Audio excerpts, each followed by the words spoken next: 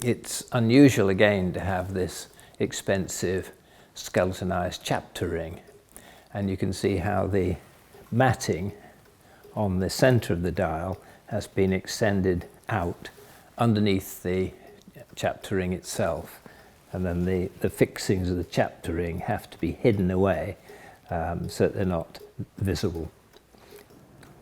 So these skeletonized chapter rings are very expensive to produce, because even the half-hour markers have got to be cut away, and then the matting is extended from the center of the dial so that it appears in between each of the Roman numerals.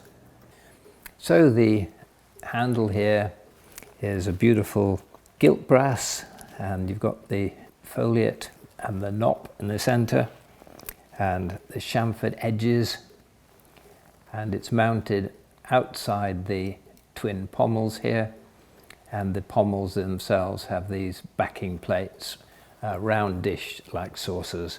So it's a quality job. The floriate mount on the front here is matched by similar cast floriate mounts on each side.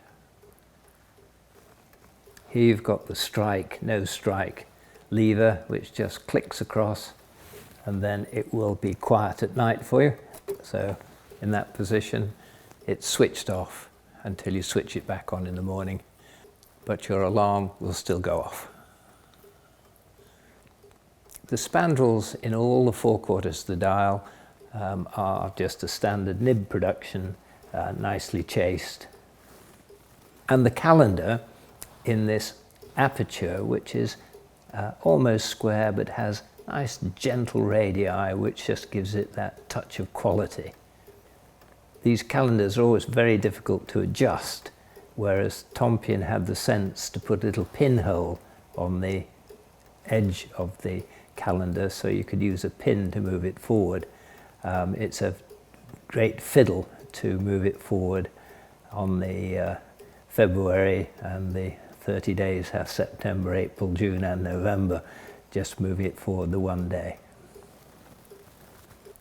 And here's the silvered alarm disc in the center, and you set it against the hour hand so that it goes off in the morning at 6:15.